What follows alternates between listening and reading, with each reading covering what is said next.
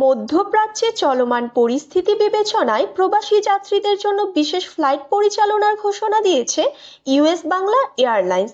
Dhaka Dubai Dhaka রুটে আগামী 4 ও 5 March 2026 তারিখে এই বিশেষ ফ্লাইটগুলো পরিচালিত হবে। চলুন জেনে নেওয়া যাক বিস্তারিত সময়সূচি।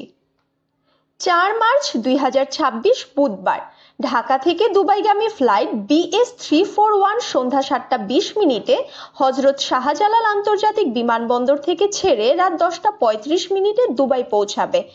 একই দিনে দুবাই থেকে ঢাকাগামী ফ্লাইট BS342 রাত 12টা 20 মিনিটে অর্থাৎ 5 মার্চের শুরুতেই রওনা দিয়ে সকাল 6টা 55 মিনিটে ঢাকায় অবতরণ করবে।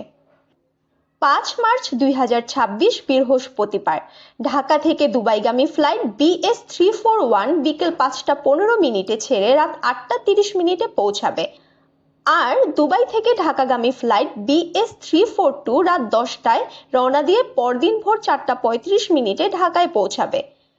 প্রবাসী যাত্রীদের সুবিধার্থে এই বিশেষ ফ্লাইট চালু করা হয়েছে বলে জানিয়েছে কর্তৃপক্ষ।